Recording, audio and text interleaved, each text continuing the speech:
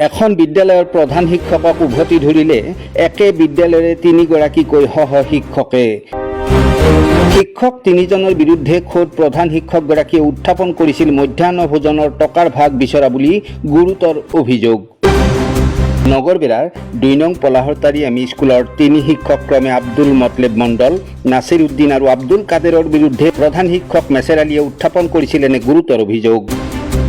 প্ৰধান শিক্ষকগৰাকীৰ এনে অভিযোগৰ পাছত এইবাৰ সৰব হৈ উঠিছে শিক্ষক তিনিওজন। তিনিও এই সন্দৰ্ভত কি কয় শুনো আহক।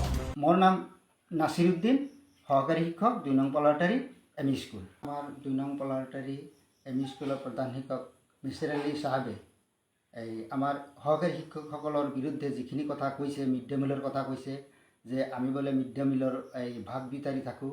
তে আচলতে কথাটো হ'ল কি, মিড ডে মিল কি বস্তু, মিড ডে মিল কেনেকৈ চলায়, এই বস্তুটো কমপ্লিট হেডমাষ্টাৰৰ ওপৰত তেওঁৰ কমিটিয়ে চলায়। আমি মিড ডে মিলৰ বিষয়ে কোনো কিচ্ছু নাজানো। আৰু আমাৰ একমাত্ৰ উদ্দেশ্য হ'ল আমি স্কুলত গৈ ক্লাছ কৰা আৰু ল'ৰা ছোৱালীক শিক্ষাদান কৰা। কিন্তু আমাক যে অযথা কিছুমান কথা কৈ মিড ডে মিলৰ লগত জড়িত কৰাইছে, আমি তেওঁৰ পৰা ধন দাবী কৰা বুজাইছে বা এই কথাখিনি একদম ভিত্তিহীন, গোঘাত মিছা কথা। এনেকুৱা কথা যে তেওঁ ক'ব মই হয়তো ভাবিব পৰা নাই, কি উদ্দেশ্যে কি কাৰণত তেওঁ কৈছে সেইখিনি কথা মই মানে আচৰিত মানিছোঁ। তেওঁৰ বিৰুদ্ধে যিটো অশালীনতাৰ মহিলা অশালীনতাৰ যিটো অভিযোগ, সেই অভিযোগ মতে তেওঁক এতিয়া তেওঁৰ নামত এজাহাৰ বা এফআইআৰ দাখিল হৈছে। সেইটো আইনে চিন্তা ভাৱনা কৰি আইনে যি কৰে কৰক, কিন্তু সেইটোৰ ওপৰত ভিত্তি কৰি মোৰ এটা ধাৰণা হয় আমাক ইয়াৰ লগত সাঙুৰ খুৱাই মিছা কিছুমান অভিযোগ দি আমাক সমাজৰ আগত হেও প্ৰতিপন্ন কৰাৰ তেওঁ এটা প্ৰচেষ্টা হাতত লৈছে।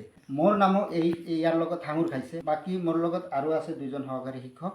আমাৰ প্ৰধান শিক্ষক মোহাম্মদ মেছেৰ আলীয়ে আমাৰ ওপৰত যিটো অভিযোগ আহিছে যে শ্ৰেণীত পাঠদান কৰা বাদ দি আমি বহি টোপনি মাৰোঁ, এইটো একেবাৰে ভিত্তিহীন কথা।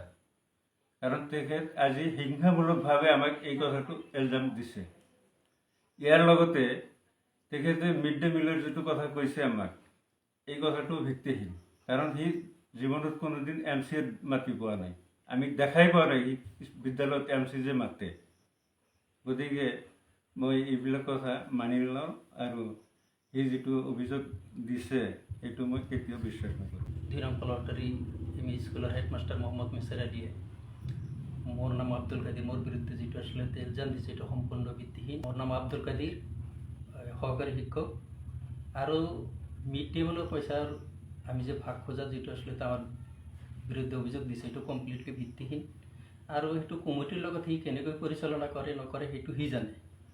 আমি দেখাত শনিবাৰতো সি আচলতে আমাৰ স্কুলত কোনোদিন মিড ডে মিল খোৱা নাই, আমি দেখা নাই।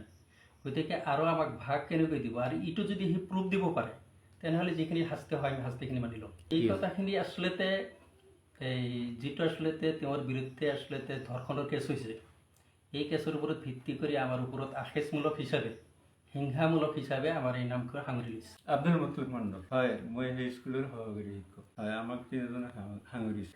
আৰু এইটো আচলতে আমি ধৰক এজন এছিষ্টেণ্ট শিক্ষক হৈ আমি কেনেকৈ তাতে তেওঁৰ পইচা তেওঁ কি আহে কি নাহে কমিটি কমপ্লিট সেইটো এটা কমিটিয়ে সেইটো চোৱা চিতা কৰে।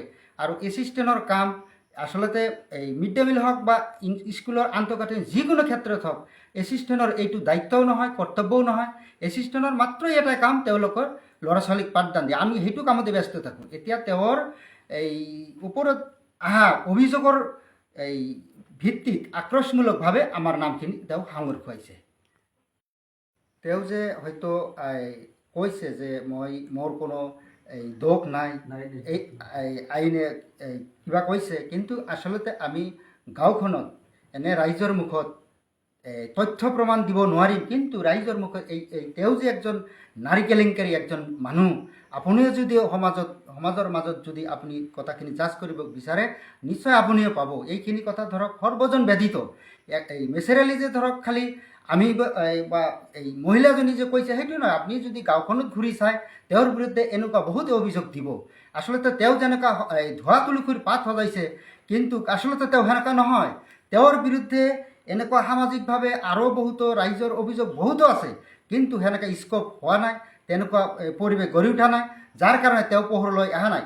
এইবাৰ পোহৰত অহাৰ পিছত হয়তো তেওঁ চক্ৰান্তমূলকভাৱে তেওঁৰ মনে সজামতে আমাক এইবাৰ তেওঁৰ সেই পুতক তোলাৰ কাৰণে আমাৰ নামখিনি ইয়াত সাঙুৰ খুৱাইছে।